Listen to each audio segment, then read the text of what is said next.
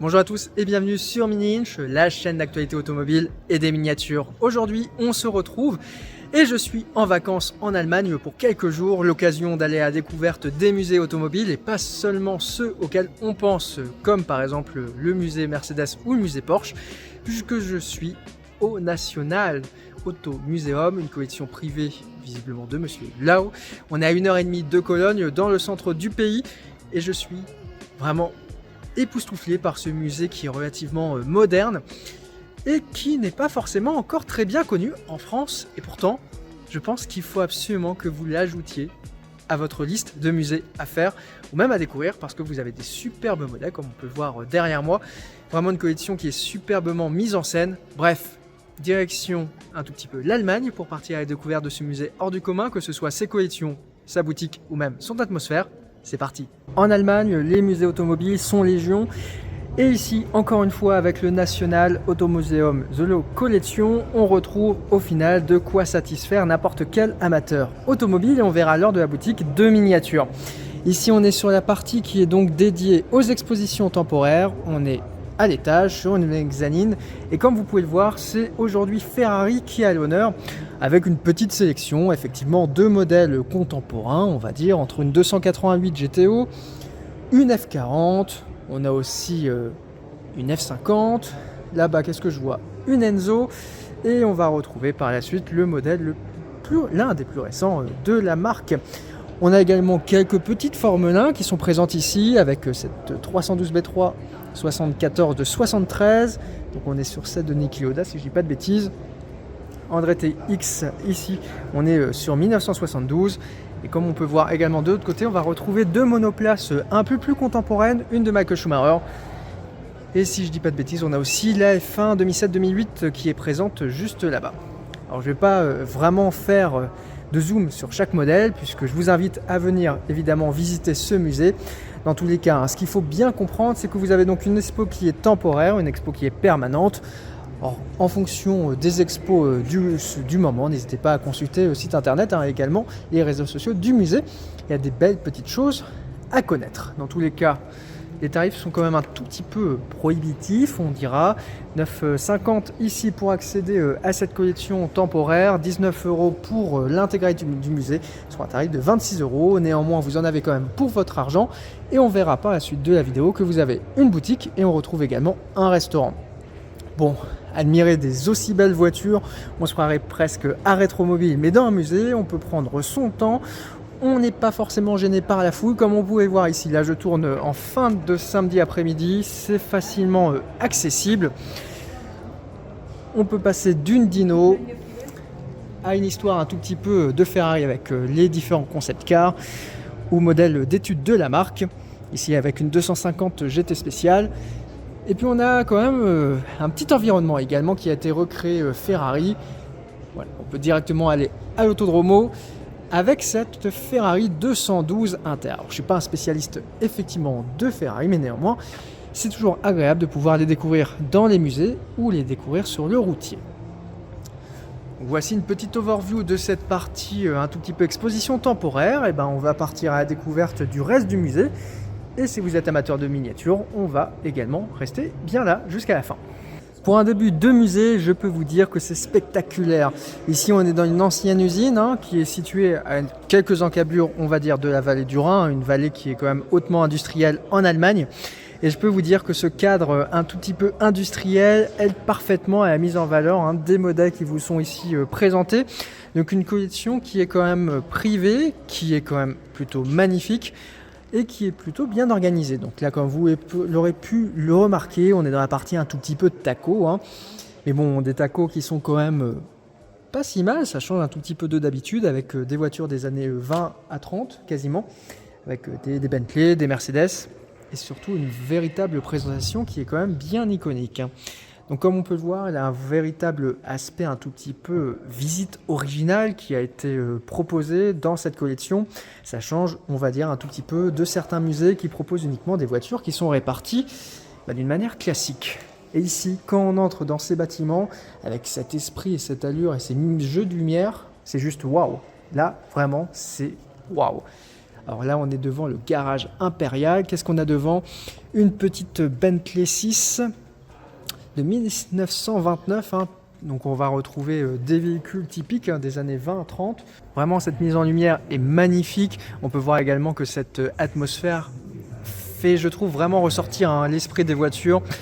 Je suis vraiment, moi, un fan de ce type de musée qui permet au final de découvrir des modèles d'une manière un tout petit peu différente. C'est vrai qu'en France, on a beaucoup de musées en fait qui amassent certaines voitures. Et c'est un tout petit peu dommage qu'on n'a pas cette logique au final d'avoir des voitures qui sont aérées, comme par exemple ici la réplique de l'une des premières voitures de chez Daimler, qui est tout simplement la première voiture. Alors là, on est en train d'arriver vraiment dans l'antre de l'usine. C'est magnifique. En vrai, je ne sais pas si ça va rendre pareil en image. Donc là, je vais essayer de faire un plan un tout petit peu continu. Donc d'ailleurs, à gauche, vous avez ici une Bugatti, version un tout petit peu démontée. Alors c'est bien, on va pouvoir faire un tout petit peu de technique. On n'en fait pas forcément souvent sur la chaîne. Donc on voit bien la coque ici en carbone qui ressort. Si vous vouliez changer les fusibles, maintenant, vous savez que dans une Bugatti, c'est au niveau des caves de pied passagers. On a évidemment le moteur qui est en position arrière, comme on peut le voir. C'est assez fou. Ici, ils n'ont pas une Bugatti, ils ont tout simplement en fait une Bugatti démontée. On a aussi quelques autres moteurs qui nous sont proposés. Donc là, on a un tout petit peu d'électronique, donc c'est plutôt du contemporain, comme on peut le voir, avec également une transmission automatique, des pneus.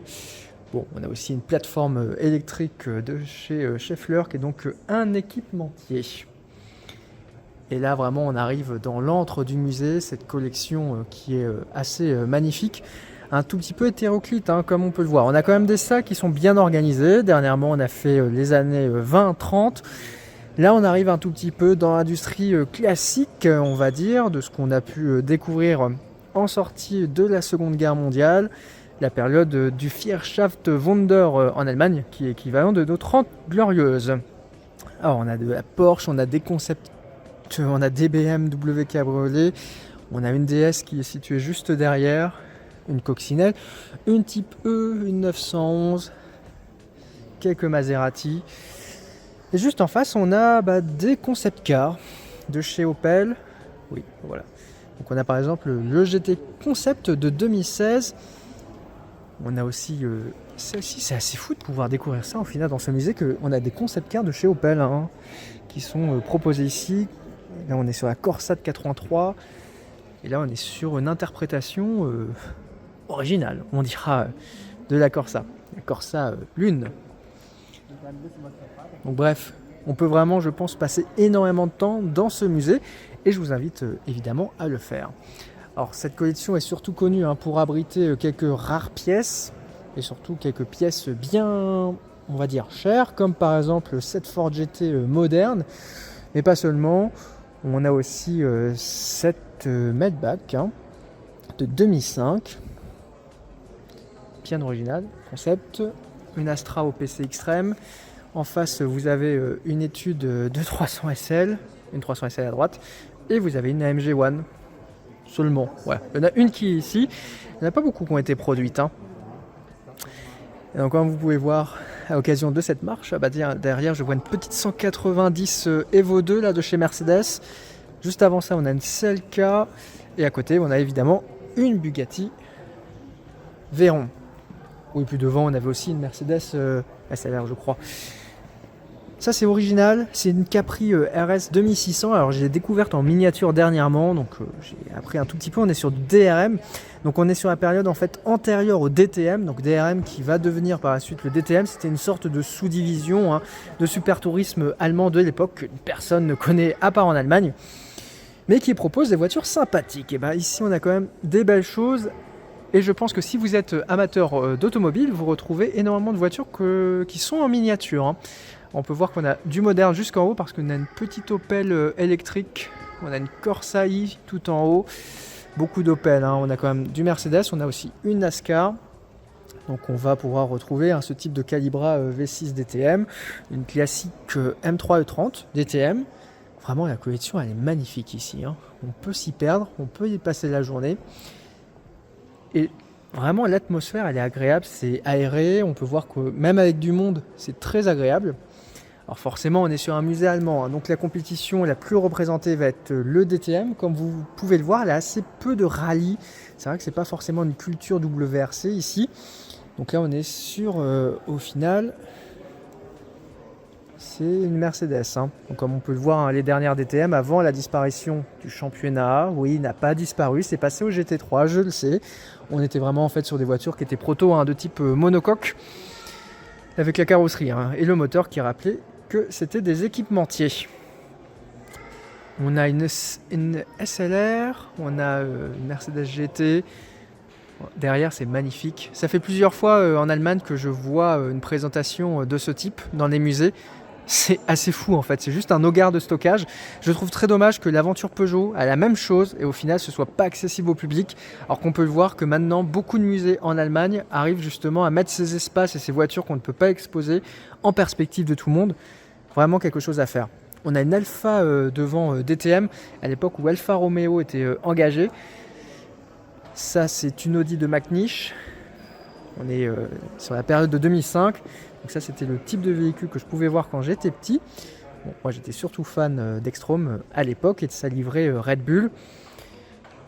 On a l'Aston Martin Vantage en DTM. Alors arrivé, on a aussi une Audi, on a tout le plateau DTM qui nous attend quasiment ici, c'est vraiment fou. Les Formule 1, on est dans la patrie de Michael Schumacher. Et ici, on va retrouver une F1 de 2000. Alors derrière, on a des choses un peu plus anciennes et on a du moderne qui est accroché. Donc on a une Mercedes, on a aussi une autre Ferrari, un tout petit peu plus récente. Alors, on va pouvoir retrouver 4 générations, ce qui nous permet un tout petit peu de voir l'évolution justement de la Formule 1 entre une Brabham de 85, une Tyrrell de 84, on a aussi une McLaren de 89, ici c'était celle qui a couru à Monaco, et enfin on arrive en 99 avec la McLaren, ici. Et on a un petit trophée qui est situé juste derrière. Bon, Sport Auto, c'est forcément Le Mans. On va retrouver une R8 à l'époque où elles étaient encore ouvertes. Derrière, on a une e-tron Quattro. C'est la R18, donc ça, c'était quand elles étaient hybrides diesel. On est en plus ici en config un tout petit peu WEC. Juste au-dessus, on a une Mercedes du Mans, une Porsche Rothman classique. Bon, après, on a une Porsche, encore une autre Porsche. Bref, on a tout ce qu'il faut. Ce qui est assez amusant, c'est que quand on visite par exemple Rétromobile, moi j'ai toujours été surpris de la présence de gros camions de transport et je me dis qui achète ça ? Je pense que le collectionneur de ce musée a craqué pour celui-ci, un ensemble de transports Ferrari de l'époque. Alors je sais pas si c'est une réplique ou pas. Bon, je vous fais une petite visite un petit peu commentée de ce type de musée, je sais jamais comment le prendre, mais je pense que quand on est passionné d'automobile, il faut venir dans ce type de musée, y passer la journée tout simplement. Moi, ce que j'aime bien des fois, c'est justement raconter certaines anecdotes. Forcément, je connais beaucoup plus les modèles qui sont contemporains, comme cette DTM qui est à gauche de René Rast. Voilà, là, on connaît le pilote tout de suite. Ou même, par exemple, celle-ci, c'est Luca Di Grassi, une Formule E, Ascena BT, 2017. Bon, il y avait des fois des comportements un tout petit peu anti-sportifs sur la piste, mais voici une FE qui est exposée. Et donc assez iconique du musée, c'est une Peugeot 404 break avec une carrosserie de Niki Lauda qui est présente dessus sur le camion. Donc là on est sur une F1 de 64 pour information. C'est vraiment très très bien organisé et magnifique. Comme on peut voir, on a donc la voiture de transport de 63. Et donc visiblement c'était la voiture d'Enzo Ferrari à l'époque. Bien original, Ferrari Service. Il faut savoir d'ailleurs que cette voiture existe en miniature à la boutique. Et ce petit rapport entre véhicule réel et boutique est d'autant plus vrai qu'à l'intégralité du musée, on a ce type de petit présentoir qui est présent et qui nous dit que, par exemple, ce véhicule est disponible à la boutique du musée. Ça, c'est génial. Et je me dis, mais pourquoi tout le monde ne le fait pas ? Enfin, on a des produits dérivés de choses qu'on retrouve dans le musée, qu'on peut découvrir. Là, par exemple, cette 404, elle se retrouve qu'ici, et vous pouvez l'acheter en miniature qu'ici. C'est tout simplement génial. Et avant d'aller visiter la boutique, évidemment, je vous ai dit durant l'intégralité de cette visite qu'on peut retrouver les miniatures spécifiques en boutique, et les voici. Donc on peut retrouver du Spark, on a du Broom également, un tout petit peu plus original. Je crois aussi la Melbach, ça doit être sûrement une Schuko. On a aussi du Herpa ou un 87. Bref, vous l'aurez compris, on peut tout simplement acheter des voitures qu'on vient de découvrir et qu'on vient de voir.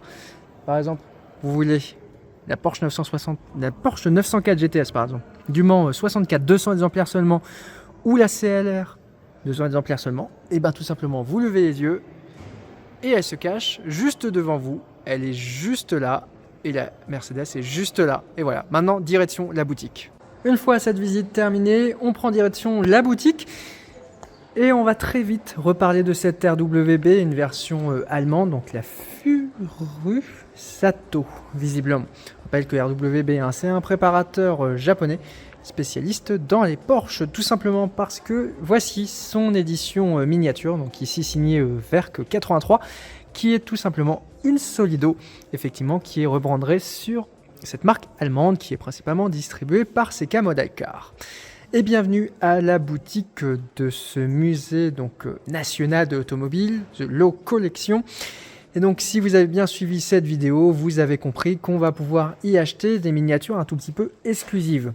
Bon, déjà globalement, on va pouvoir retrouver au final des miniatures Werk. On a aussi du Norev qui traîne avec des éditions réalisées par exemple pour Seka Model Car ou Modellissimo. Mais voilà, ici on va surtout pouvoir retrouver des exclusivités avec des très beaux boîtages, par exemple pour cette Spark un tout petit peu original. On a même le camion qui est un CMR disponible à 299 et qui est donc celui qui est donc exposé dans le musée. On a évidemment les Look Smart, sans oublier la Burago, la 499P des 24 heures du Mans. On a un petit peu de tout, on en a surtout pour tous les budgets dans cette boutique. On a donc de l'exclusivité qui commence à partir de 17 € parce qu'effectivement on a du Viking à l'échelle 1,87e, pas trop cher. On a des modèles qui sont pas forcément très courants, comme par exemple ici des Tarmac à 29 €. On a aussi des Choco, que ce soit du 43 ou également du 87. Et on a évidemment des Spark avec par exemple des 300 SL. On a aussi cette 710 SSK. On a aussi la fameuse CLR, sans oublier la Mercedes qui est située juste derrière. De ce côté-ci, on retrouve donc la 904 qu'on a pu voir tout à l'heure, aussi la 917 signée Broom, une marque qui n'est pas forcément des plus courantes. Une top speed ici, même deux. Et donc on a au final les Spark qui sont présentes ici, avec une petite sélection de quelques miniatures. On a aussi la Syrah qui est disponible. Comme on peut le voir, on a vraiment, je trouve, un superbe emballage. Surtout une édition spéciale à seulement 200 exemplaires. Bref, c'est pas mal, je trouve. C'est vraiment la miniature qui est parfaite, à pas trop cher. Ça reste un prix qui est plutôt Spark. Surtout, par exemple, pour celle-ci, je pense que je vais craquer, moi, pour cette 404 break hors du commun, dans tous les cas. Pas mal de documentation aussi, avec toutes ces petites 1/18e qui sont évidemment présentes. On retrouve également du 3 inch. Alors, pas forcément au meilleur prix, mais original, comme par exemple le 7 Hot Wheels Mercedes qui est affiché à 39, plutôt bon prix. On a un set Burago, on a des majorettes qui sont à 24, on rappelle que le prix classique est 4 €. On a ce set Team Transporter ici qui s'affiche à 22. Bref, en fait on est au tarif quasiment magasin, c'est vraiment pas si mal parce que un set comme ça aujourd'hui c'est 29 € chez Smith, donc 10 € de plus pour ce joli set Mercedes. Des Norev, visiblement le commercial est venu ici. On a aussi des blisters classiques avec les dernières collections italiennes. On a aussi un tout petit peu de pop culture. On retrouve du 1.64 avec du mini GT, du Tarmac, du Spark, du Para. Là, on a vraiment un tout petit peu de tout, un beau fleurilège. On a même une mini champ 64. On a du 1.24 de chez Altaïa. On a du 1.87e. Je pense qu'il y a peut-être au final une fourniture qui est réalisée par exemple par Seka, puisqu'on a quand même une belle sélection, même avec du 1.87 de chez Mini Champ. Et ici on retrouve toutes les éditions spécifiques au 1.87 de la part de Viking, qui produit donc avec Herpa les exclusivités 1.87. Si vous êtes fan de F1, vous avez également ces guides qui sont des années 80-90. Alors là on est à 90 et on commence à 1980. Voilà, donc on a 10 ans effectivement d'histoire de la F1. Guides qui sont diffusés à partir de 19 €. Vraiment bien si vous êtes un fanat de la marque. Vous aurez donc compris, on a une boutique qui est particulièrement intéressante. Ici, si vous êtes fan de miniatures et de produits un tout petit peu, et pour le moins exclusifs, et ça fait du bien au final d'avoir une collection qui propose vraiment une superbe exposition de véhicules à l'échelle 1-1, mais encore plus une vraie boutique avec des miniatures qui sont en lien avec ce qui est exposé. Ici, vous avez pu voir une 300 SL spécifique. Si vous avez un petit budget, vous pouvez repartir à 17 € avec la 87. Si vous voulez vous faire plaisir avec une miniature que vous avez conservée longtemps, bah vous achetez la Spark. Il n'y en a que 200 dans le monde, c'est-à-dire que 200 visiteurs qui auront fait comme vous. Et dans tous les cas, bah, je pense qu'on a fini notre petite visite de cette collection. On a mis 2 bonnes heures pour vraiment en profiter ici, je pense, c'est ce qu'il faut. Et il faut savoir également qu'on a un restaurant, on a aussi une brasserie qui est disponible dans ce petit complexe hors du commun. Bah, je pense qu'on va pouvoir aller se restaurer. Ça va être pas si mal. Moi, j'aime beaucoup ce petit concept au final de visiter, de faire son shopping et par la suite, tout simplement, d'aller manger. C'est donc la fin de cette vidéo et de la présentation de ce musée un tout petit peu hors du commun en Allemagne qui est dédié à l'automobile. Vous l'aurez compris, si vous êtes amateur de supercars ou même de voitures un tout petit peu historiques de collection, Ferrari, Porsche, etc. C'est le musée qu'il faut absolument visiter. Donc à 1h30 à l'est de Cologne, comme vous l'aurez retenu. Une superbe collection, exactement aussi une superbe exposition temporaire et aussi une superbe boutique. Dans tous les cas, n'hésitez pas à vous abonner à la chaîne pour ne rien louper de l'actualité automobile et des miniatures, à me suivre sur l'intégralité de mes réseaux. Vous pouvez également découvrir cette visite en intégralité en version écrite sur Mini-Inch et aussi sur Autoculte. Et de notre côté, on se retrouve très prochainement sur YouTube, mercredi prochain à 17 h. Allez, ciao!